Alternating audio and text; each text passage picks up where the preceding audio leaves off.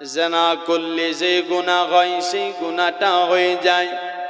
চিন্তা করে দেখুন, 36 বার 1 টাকাতে যদি হয়, 100 টাকাতে 3600 বার, 1 লক্ষতে 36 লক্ষ বার।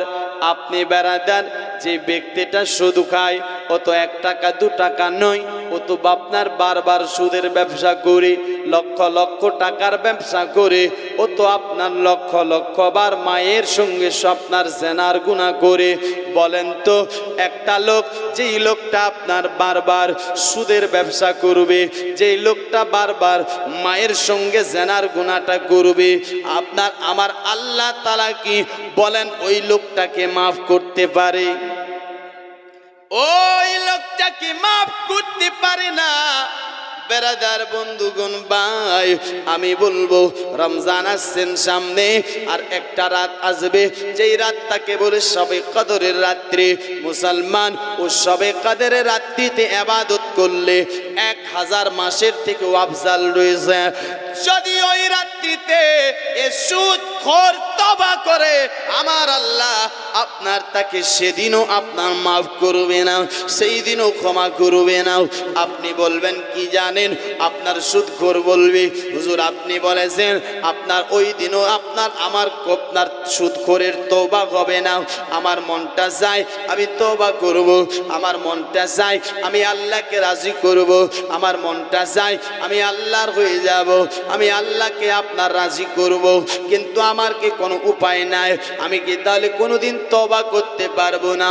হ্যাঁ মুসলমান, আপনি তওবা করতে পারবেন, তবে তওবা করার আপনার তরিকাটা আলাদা রয়েছে। আলাদা কি জানেন?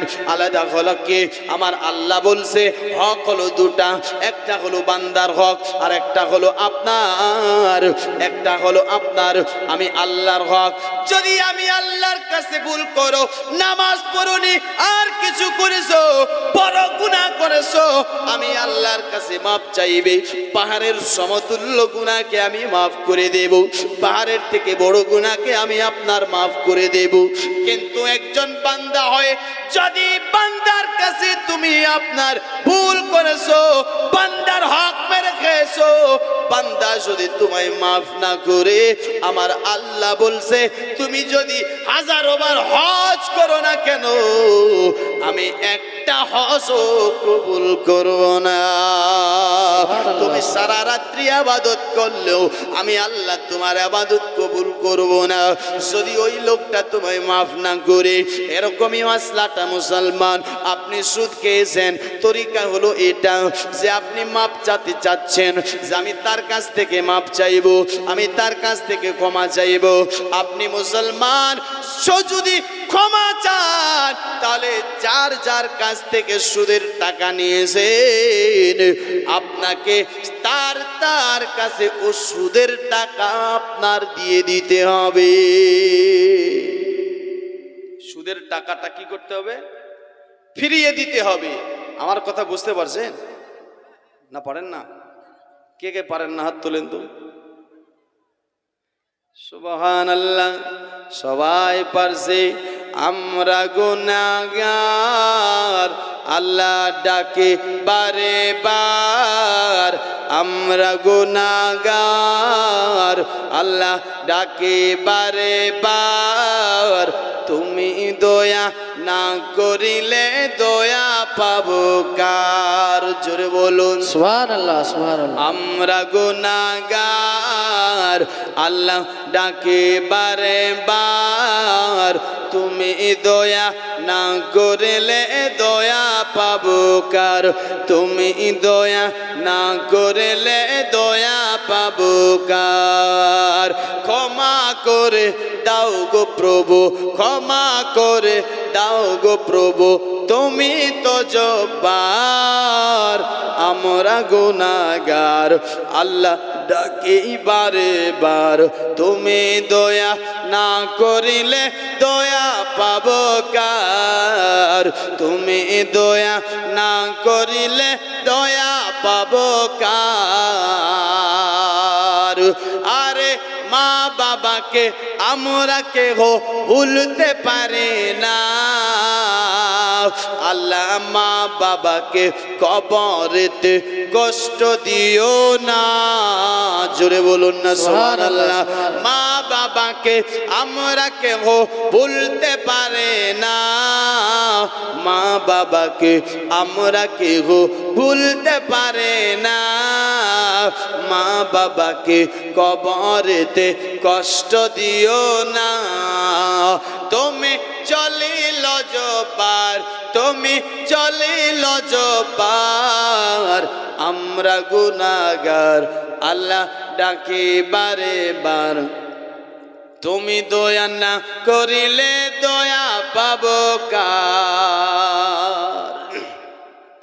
বেরাদার, এখানে মানুষ প্রশ্ন করতে পারে, হুজুর আমার কাছে তো যে সুদের টাকা আপনার নিয়েছিলাম, সুদের টাকা এখন আমার কাছে আর নাই, আমি এস মাস্তিতে জিন্দেগিতে আমার টাকাটা শেষ করে দিয়েছি, আমার কাছে এখন টাকা নাই, আপনি বলেছেন টাকাটা ফিরিয়ে দিতে হবে, আমার কি আর কোনো অন্য উপায় নাই?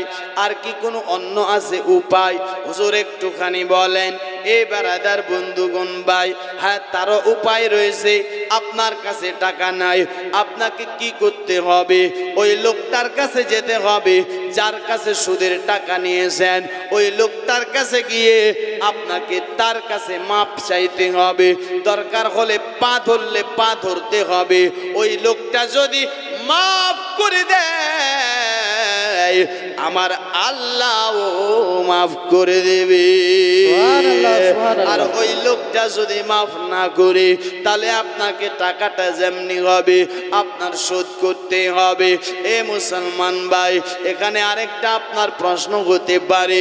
প্রশ্ন হলো এটা, হুজুর আপনি বলেছেন এমন, কিন্তু আমার কাছে টাকা আছে, আমার কাছে পয়সা আছে, আমার কাছে সব কিছু আছে, কিন্তু আমি তওবা করতে চাই, কিন্তু কার কাছে কতটা টাকা নিয়েছে আমি বলতে পারি না, আমার জানা নাই, আমি কি করব একটুখানি বলেন। কেন এত বড় ব্যবসায়িক আমি ছিলাম, কতজন মানুষের কাছে সুদের টাকা নিয়েছি বলতে পারি না। হুজুর আর কি অন্য উপায় রয়েছে? হ্যাঁ মুসলমান, অন্য আর উপায় রয়েছে। উপায় হলো এটা, যদি আপনার মনে নাই, তাহলে সেই টাকাটাকে আল্লাহ রাস্তায় খরচ করে আপনাকে আল্লাহর হয়ে যেতে হবে। আল্লাহ রাস্তায় দান করে আপনাকে এক আল্লাহর হয়ে যেতে হবে, আল্লাহর ইবাদত করতে হবে। দোস্ত বন্ধুগণ ভাই বাবাজিরা, এমন দুনিয়াতে মানুষ কে আছে? কেউ নাই। মুসলমান ভাই বেরাদার, আমি বলতে চাই, বেরাদার অন্যের হক খাবেন না। এই হক খেয়ে যদি আপনি হজ করেন 185 বার, তারপরও আপনার হজ কবুল হবে না। আপনি নামাজ পড়বেন, নামাজ হবে না। রোজা রাখবেন, রোজা হবে না। আপনি যতই বড় ইবাদতকারী হন না কেন, যদি কোনো গরিবের হক মেরে খেয়েছো, আমার আল্লাহ একটা ইবাদতও কবুল করবে না। একটা ইবাদতও মুসলমান ভয় করেন কাকে? জোরে বলুন কাকে? আল্লাহকে। ভয় করতে হবে আল্লাহকে। মাইকের সাউন্ড আমি পাচ্ছি না ভাই, কারণ কি? ওটাতে আওয়াজ বেশি লাগছে নাকি? ওটা ধরতে হবে হাতে। বেরাদার মুআজ্জাজ সামাইনে কিরাম, ভয় করতে হবে কাকে? আল্লাহকে।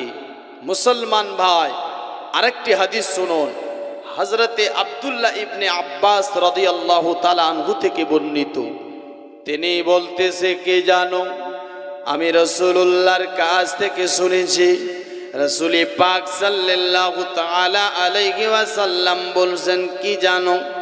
আপনার নবী বলতেছেন, আইনান লা তামাসসুহুমান নার ওয়া আইনুন বাকাত মিন খাশিয়াতিল্লাহি ওয়া আইনুন বাতাত তাহরুসু ফি সাবিলিল্লাহি। আমার রাসূল পাক বলছে, দুটি চোখ হবে, এই দুটি চোখকে আগুন জ্বালাবে না। একটা চোখ হবে যেই চোখটা আল্লাহর ভয়ে পানি ফেলাইছে, যেই চোখটা আল্লাহর ভয়ে কেঁদেছে, এই চোখটাকে জাহান্নামের আগুন জ্বালাবে না। আরেকটা চোখ হবে যেই চোখটা মুসলমান আপনার বেরাদার আল্লাহর রাহে রাত কেটে দিয়েছে। যেমন আপনি ওয়াজ শুনতে এসেছেন, ভালো কাজে এসেছেন আল্লাহর রাহে আপনার বেরাদার, আপনি যেমন আপনার মসজিদে গিয়ে তাহাজ্জুদ পড়বেন বা বাড়িতে তাহাজ্জুদ পড়বেন, রাত্রে আপনার আল্লাহকে রাজি করার জন্য আল্লাহর ইবাদত করবেন, আপনি দোয়া করবেন, আপনি আপনার এইভাবে যেই ব্যক্তিটা আপনার রাত কেটেছে, আমার আল্লাহ আমার নবী বলছেন ওই চোখটাকে আগুন জ্বালাবে না। কিন্তু আপনি আমি কোথায় রাত কাটে, আপনি আমি কোথায় আপনার যাই, যেখানে মেলা আছে সেখানে রাত কাটে, যেখানে আপনার বেড়াদার বাজার হয় সেখানে রাত কাটে। আজ আপনার আমি নিজে তো যাই, শুধু নিজে নয় এবং কি নিজের বেটিকেও মেলাতে পাঠায়। এ মুসলমান, কিছু নসিহতের কথা শুনে যান, আমি আপনাদের বলতে চাই আমার আল্লাহ বলেছেন কে জানো, ইয়া আইয়ুহাল্লাযীনা আমানু কু আনফুসাকুম ওয়া আহলিকুম নারা। আল্লাহ বলছে হে ঈমানদার ব্যক্তিগণেরা, তোমরা নিজে বাঁচো এবং নিজের পরিবারকে বাঁচাও, আর আপনার জাহান্নামের আগুন থেকে বাঁচাতে বলেছে। তা না করে আপনি আমি কি করে, ও আব্বা জান, বেটি বলছেন আব্বা 200 টাকা দেন, আমি আপনার মেলাতে যেতে চাই। বেটি বলছেন আব্বা আমি যাচ্ছি টিউশনে, আপনার বেটি বলছে আব্বা আমি যাচ্ছি স্কুল কলেজে। আপনি কোনোদিন বেটিকে দেখলেন না, আমার বেটি কলেজ যাচ্ছে, আমার বেটি স্কুল যাচ্ছে, কি পড়ে যাচ্ছে, আমার বেটে মাথায় কাপড় দিল কি দিল না, পর্দা হলো কি হলো না। মুসলমান ভাই, আপনি বাপ হয়ে কোনোদিন বেটিকে পর্দার কথা বললেন না, আপনি বাপ হয়ে বেটিকে কোনোদিন ভালো শিক্ষা দিলেন না। এ বেরাদার, আমার নবী বলেছেন কি জানো, আমার রাসূল পাক বলেছে যে যার একটা বেটি হবে সে জান্নাতি হবে, যার 2টা বেটি হবে সে জান্নাতি হবে, যার 3টা বেটি হবে সে জান্নাতি হবে। এমন তো নয় বেরাদার, আপনার বেটিকে বেপরদিগি ঘুরিয়ে বাড়িয়ে লালন পালন করবেন, আপনার কাছে টাকা আছে, পয়সা আছে, দৌলত আছে, আপনি আপনার বড় ঘরে আপনার বড় বাড়িতে একটা আপনার দুলহা দেখে আপনার বেটিকে বিয়ে দিলেন। ওই বাপ জান্নাত যেতে পারে না যেই বাপ নিজের বেটিকে আপনার বেরাদার সঠিক শিক্ষাটা দিল না, পর্দা করালো না, নামাজ পড়ালো না। এ মুসলমান, এ জান্নাতি নয়। জান্নাতি সেই ব্যক্তিটাই যাবে যেই ব্যক্তিটা ছোট থেকে নিজের বেটিকে আপনার পর্দার তাকিদ করে, ছোট থেকে বেটিকে মাদ্রাসার তাকিদ করে, ছোট থেকে বেটিকে আপনার ইলমে দ্বীন হাসিল করায়, ছোট থেকে বেটিকে আপনার নামাজের তাকিদ করায়। বাপও নামাজ পড়ে, বেটিও নামাজ পড়ে। এ বেরাদার, এইভাবে যদি নিজের বেটিকে বড় করে বিয়ে দিতে পারে, আমার নবী বলছেন ওই লোকটা জান্নাতে যাবে। সুবহানাল্লাহ, সুবহানাল্লাহ। বেশক ওই বেটির বাপ যাবে জান্নাতে, আর তোমার বেটি বেহায়ার মতন মেলাতে ঘুরছে, ও বাপ জান্নাতে কিভাবে যেতে পারে? মুসলমান ভাই, আমি তো বলবো জান্নাত তো দূরে থাক, আপনার বেটি বেহায়ার মতন চলছে, বেপরদেগিতে। আপনার বেরাদার, আপনি যদি 100 বার হজ করেন, একটা হজও কবুল হবে না। কেন? যে আপনি, আপনার কর্তব্য ছিল, আপনার দায়িত্ব ছিল আপনার বেটিকে শাসন করার, পর্দা করার, আপনি তা করেননি। দায়িত্ব ছিল নামাজের তাকিদ দেওয়ার, তা করেননি। দায়িত্ব ছিল আপনার মুসলমান ভাই আপনার বেটিকে সঠিক শিক্ষাটা দেওয়ার, তা আপনি করেননি। এই জন্য বেটি যাবে একদিন জাহান্নামে, আর বেটি বলবে আল্লাহ আমি একাই কেন যাব? কে যাবে? বলবে আমার সাথে 3টা লোক যাবে। কয়টা? 3টা। কে কে যাবে? বলেছেন আল্লাহ আমার আব্বা আছে, আব্বা, আমার আব্বা যাবে। আর কে যাবে? আমার মা আছে, মা, আমার মা যাবে। আর কে যাবে? আমার দাদা, বড় দাদা যাবে। আপনার বেরাদার, যদি স্বামী আছে, আপনার বিয়ের পর স্বামী শাসন করেনি, তো স্বামীও যাবে। আপনার কি বলছে? বলছে কেন কেন? কারণটা কি? পাপ তুমি করেছো, ভুল তুমি করেছো, জাহান্নামে তুমি যাবে, তোমার বাপ কেন যাবে? বলছেন এই জন্য আল্লাহ আমার আব্বা যান, আমি আপনার অমুক জায়গায় মেলা হয়েছিল, মেলাতে যেতে চেয়েছিলাম, আমি বেপরদেগিতে গিয়েছিলাম, টাকা চেয়েছিলাম, আমার আব্বা টাকা দিয়েছিল। আমার আব্বা যদি আমাকে সেদিন বাধা দিত, আমার আব্বার কথা যদি না মানতাম, আমার আব্বা যদি আমাকে আরো দুটি আপনার থাপ্পড় মারতো বা একটু রাগ ধরতো, তুমি মেলাতে যাবে, তোমাকে খেতে দেওয়া হবে না, তোমাকে আপনার ও আমার আব্বা যদি আমাকে ধমকাতো চমকাতো, আমার আব্বার প্রতি হয়তো সেদিন আমি রেগে যেতাম আল্লাহ, কিন্তু এই গুনাহ থেকে বেঁচে যেতাম। আল্লাহ আমি তো জানতাম না, আমি আব্বার আশ্রয় পেয়েছি, ভাইয়ের আশ্রয় পেয়েছি, মায়ের আশ্রয় পেয়েছি, তাই আমি এই লোকগুলোকে আমার সাথে জাহান্নামে নিয়ে যাব। বাপ যদি বাঁচতে চান, নিজের বেটিকে পর্দা করা, ইলমে দিন শিক্ষাটা দিন, নামাজের তাকিদ করান। এই দুনিয়াতে আপনি এটা ভাববেন না আমি চিরদিনের জন্য এসেছি, চিরদিনের জন্য নয়, আজ আছেন কাল চলে যাবেন। আমি যে এখান থেকে শিলিগুড়ি পৌঁছাবো তার কোনো গ্যারান্টি নাই, আছে বলে? না না, তার কোনো গ্যারান্টি নাই। কুল্লু নাফসিন যায়কাতুল মউত, যার ভিতরে জান আছে, প্রাণ আছে, তাকে মরতে হবে। জোরে বলুন সুবহানাল্লাহ। সুবহানাল্লাহ। মৌতের মজা চাখতে হবে। কবি বলছেন কবরেরি আযাব গো বন্ধু, কি বলিব যন্ত্রণা,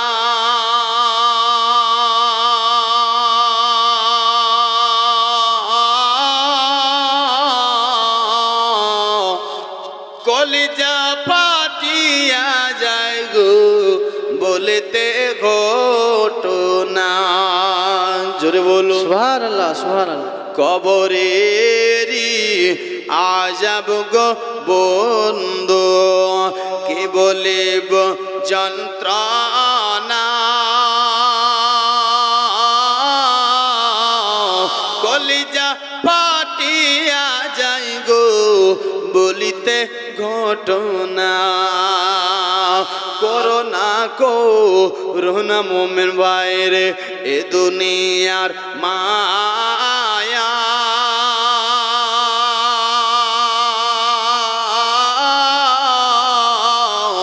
এ দুনিয়া ঘুমের স্বপ্ন গো, এ দুনিয়ার মায়া।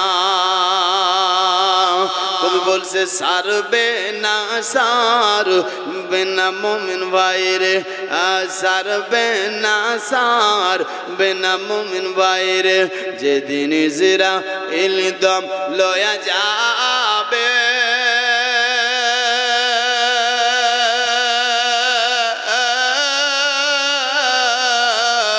সোনার সংসার পরে রবে গো, খালি গাতে যাবে। মুনকার নাকির সওয়াল করবে বাইরে, মুনকার নাকির সওয়াল করবে বাইরে, মান রব্বুকা মা দিনুকা,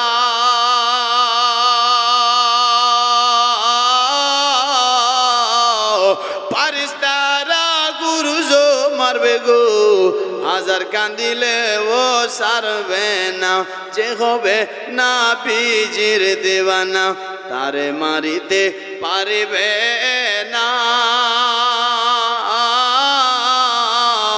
কবরের আযাব গো বন্ধু, কে বলি যন্ত্রণা। জোরে বলো সুবহানাল্লাহ, সুবহানাল্লাহ। ব্রাদার, আমি একটু নসিহতের কথা বলছি, এই জন্য যেন জালসা থেকে কিছু নিয়ে যেতে পারে, বুঝলেন কি না? নাহলে জীবনী যদি বলেন, আমি এক একটা মেহফিলেতে 7 দিন করে জীবনী করি আল্লাহর রহমতে। যাই হোক ব্রাদার মুআজ্জাজ সামাইন, আর আজকের এই মেহফিল কোনো জীবনীর মেহফিল নয়, তাই কি না? এটা জীবনের মেহফিল নয়। মুসলমান ভাই ব্রাদার, মানুষ আমিও জানি জীবনীকে বেশি পছন্দ করে, কিন্তু আমি আপনাকে কিছু হেদায়েতের কথা আপনার দিচ্ছি, যেন আপনার এ কাল থেকে ও কালে যে যাবেন ওটা যেন আপনার সুন্দর হয়ে যায়। জোরে বলুন সুবহানাল্লাহ। সুবহানাল্লাহ, সুবহানাল্লাহ। ব্রাদার, ভয় করতে হবে কাকে? নবী বলছে দুটি চোখ, একটা যে চোখটা আল্লাহর ভয়ে কাঁদবে এই চোখটাকে জ্বালাবে না, আর একটা যেই চোখটা আল্লাহর রাহে রাত কেটে দিবে। আপনি আমি রাত কাটে মেলাতে, আপনি আমি রাত কাটে যেখানে আপনার মেম্বারের মিটিং হয়, তাই কি না? যেখানে প্রধানের মিটিং হয়, যেখানে এমএলএ এর মিছিল হয়, আপনি আমি রাত কাটি। কারণটা কি? উদ্দেশ্যটা কি? কারণ হলো এটা, ওখানে রাত কাটতে পারলে আপনি আমি টাকা পাবো, ওখানে রাত কাটতে পারলে আপনি আমি ঘর পাবো, ওখানে রাত কাটতে পারলে আপনি আমি আমার বাড়িতে আপনার একটা চাকরি হতে পারে। এই আশায় আপনি আমি রাত কেটে দিই। ও মুসলমান, কেন? এটা দুনিয়ার জন্য। কিন্তু আমার আল্লাহ কি বলছে জানো? ও বান্দা, তুমি এমএলএর পিছে ঘুরতেছো দুনিয়ার জন্য, তুমি মেম্বারের পিছনে ঘুরতেছো দুনিয়ার জন্য, ডাকাতদের পিছে ঘুরতেছো দুনিয়ার জন্য। কিন্তু বান্দা, একবার তুই ফিরে আয় আমি আল্লাহর দরবারে, আমি আল্লাহর ইবাদত কর। আমার আল্লাহ বলতেছেন কি জানো? ফাদখুলি ফি ইবাদি ওয়াদখুলি জান্নাতি। যে আমি আল্লাহর ইবাদত করবে আমি আল্লাহ তাকে জান্নাত দান করব। সুবহানাল্লাহ, সুবহানাল্লাহ। আমি আল্লাহ তাকে জান্নাত দান করব। মুসলমানেরা, আপনি আমি ভয় করতে পারলাম না। আসুন আপনার এগিয়ে যাই একটুখানি বোঝার জন্য। অন্যদিকে যাই, আপনার আমার মতনই একজন আপনার লোক ছিল, যার নাম হলো ইব্রাহিম বিন আদহাম। কি নাম?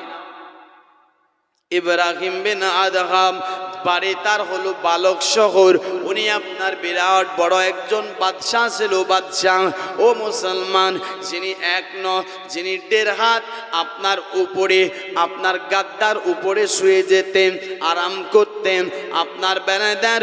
উনি আপনার একদিন আপনার দেখতেছেন তার বাড়ির ছাদের উপরে কেউ যেন চলাফেরা করতেছে, কেউ যেন ঘোরাঘুরি করতেছে। যখন ঘোরাঘুরি করতেছে, হযরত ইব্রাহিম বিন আদহামের কানের মধ্যে আওয়াজ এলো, আমার ঘরে কে যেন চলাফেরা করে। তাই তিনি কি করলো? ছাদের উপরে টুক টুক টুক টুক করে হেঁটে হেঁটে চলে গেল। যাওয়ার পরে আপনার কি করেছেন? দেখতেছে একটি কোণার মধ্যে একটা লোক যেন দাঁড়িয়ে রয়েছে। লোকটাকে জিজ্ঞেস করে, আপনি কে? আপনাকে, আপনার বাড়ি কোথায়? আপনি কোথায় থেকে এসেছেন? আর এত রাত্রি বেলাতে আমার ছাদের উপরে কেন? আমার ছাদের উপরে কেউ আসার সাহস পাই না, আর তুমি রাত্রে বেলা আমার ঘরের ছাদের উপরে এসেছো, কারণটাকে একটুখানি বলো, কি কারণে এসেছো? ওই অচেনা জানা লোকটা বলেছেন, কি জানো হুজুর, আমি এসেছি একটাই কারণে। আমার একটা উটনি ছিল, আমার উটনিটা হারিয়ে গেছে। আমি আমার উটনিটাকে খোঁজার জন্য এসেছি, আমি আমার উটনিটাকে তলাশ করার জন্য এসেছি। এ বান্দার ইব্রাহিম বিন আদহাম আপনার কথাটা শোনার পরে মুস্কি মুস্কি হাসতেছে আর বলতেছে, তুমি কি পাগল নাকি? তুমি আপনার উটনি খোঁজার জন্য ঘরের ছাদের উপর এসেছো। তোমাকে খুঁজতে হলে বাজারে যেতে হতো, খুঁজতে হলে মার্কেটে যেতে হতো, খুঁজতে হলে ময়দানে যেতে হতো। তা না করে তুমি আমার ঘরের ছাদের উপর এসেছো। উট ছাদের উপর পাবে না, পাবে না, পাবে না, পাবে না, পাবে না। ও মুসলমান, কথাটা শুনতে নয়, আপনার অচেনা জানা লোকটা মুস্কি মুস্কি হাসতেছে। আর ইব্রাহিম বিন আদহাম বলতেছে, আপনি কেন হাসতেছেন? আপনার বলছেন, ও ইব্রাহিম বিন আদহাম, আপনি বলছেন এই জায়গার মধ্যে উট পাওয়া যাবে না, ময়দানে যেতে হবে। তেমনি আমি আপনাকে বোঝার জন্য এসেছি, যদি ছাদের উপর উটনি পাওয়া না যায়, তো আরামের বিছানাতে শুয়ে শুয়ে আল্লাহকেও পাওয়া যাবে না। সুবহানাল্লাহ, সুবহানাল্লাহ, সুবহানাল্লাহ। যাবে যাবে আরামের বিছানাতে শুয়ে শুয়ে আল্লাহকে পাওয়া যাবে না। চায়ের দোকানে বসে বসে আল্লাহকে পাওয়া যাবে না। মোবাইল দেখে দেখে আল্লাহকে পাওয়া যাবে না। সিরিয়াল দেখে দেখে আল্লাহকে পাওয়া যাবে না। আল্লাহ পেতে হলে আল্লাহর ইবাদত করতে হবে, আল্লাহর কাজ করতে হবে। মুসলমান ভাই, কথাটা শুনতে নয়, ইব্রাহিম বিন আদহামের যেন মনটা দিলটা নরম হয়ে গেল। জোরে বলুন, দিলটা নরম হয়ে গেল। সকাল হলো, আবার লোকটা চলে গেল। সকালে উঠে উনি ওনার একটা সিংহাসন আছে, ওই সিংহাসনে গিয়ে বসতেন, ওনার কর্মচারীদেরকে ডাকতেন, বেরাদার আপনার সকালে উঠে ওই জায়গাতে গিয়েছে, যাওয়ার পর আবার দেখছেন ওই তার সিংহাসনে কেউ বসার সাহস পায় না, ওখানে একটা লোক চিরা ফাটা পাঞ্জাবি পরে এসে বসে গেছেন। জোরে বলো সুবহানাল্লাহ। চিরা ফাটা পাঞ্জাবি পরে এসে লোকটা বসে গেছে। লোকটাকে জিজ্ঞেস করে, আপনি কে? আপনি কে? আপনার বাড়ি কোথায়? আপনি আমার সিংহাসনে কেন বসেছেন? বলে, হুজুর আমি হলাম একজন মুসাফির। বলে, এটা তো মুসাফির খানা নয়, আপনি এই জায়গাতে কেন বসেছেন? বলে, এটাই মুসাফির খানা। না না না না না, এটা মুসাফির খানা নয়। হুজুর, হ্যাঁ এটাই মুসাফির খানা। না, এটা মুসাফির খানা নয়। দোস্ত বন্ধুগণ ভাই ও বাবাজিরা, আপনার বলছে হুজুর, আমি আপনাকে বলতে চাই, বলেন তো আপনার এই সিংহাসনে আপনার আগে কে বসতো? বলে, আমার আব্বাজান বসতো। আপনার আব্বার আগে কে বসতো? আমার দাদাজান বসতো। আপনার দাদার আগে কে বসতো? আমার পর দাদা বসতো। আপনার পরে কে বসবে? আমার বেটা বসবে। আপনি কোথায় যাবেন? বলে, কবরে যাব, দুনিয়া ছাড়তে হবে। আল্লাহ বলেছেন, কুল্লু নাফসিন যায়কাতুল মউত, যার ভেতরে জান আছে, প্রাণ আছে, তাকে মৌতের স্বাদ গ্রহণ করতে হবে, দুনিয়া ছাড়তে হবে। আমিও একদিন দুনিয়া ছেড়ে অন্ধকার কবরে চলে যাব। আপনি কি ফিরে আসবেন?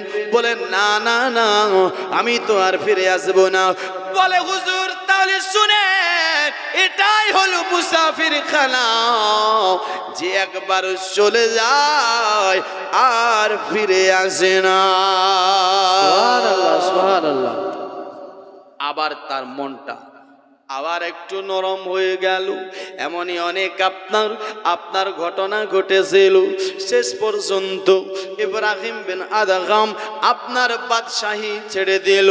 আর এই বাদশাহী ছেড়ে দেওয়ার পরে তিনি একটা জঙ্গল এলাকাতে গিয়ে একটা কূপের নিচে ইবাদত করত। 9 বছর একটা আপনার গর্তের ভিতরে আল্লাহকে রাজি করার জন্য ইবাদত করেছেন। জোরে বলো, একটা গর্তের ভিতরে কয় বছর? 9 বছর। এই 9 বছর পর তার মনটা চাইলো, আমি আপনার আল্লাহর ঘর কাবার জিয়ারত করতে যাব। জোরে বলো, কোথায় যাবে? আল্লাহর ঘর কাবার জিয়ারত করতে, আমি হজ করতে যাব। আর সবারই মন চাই না?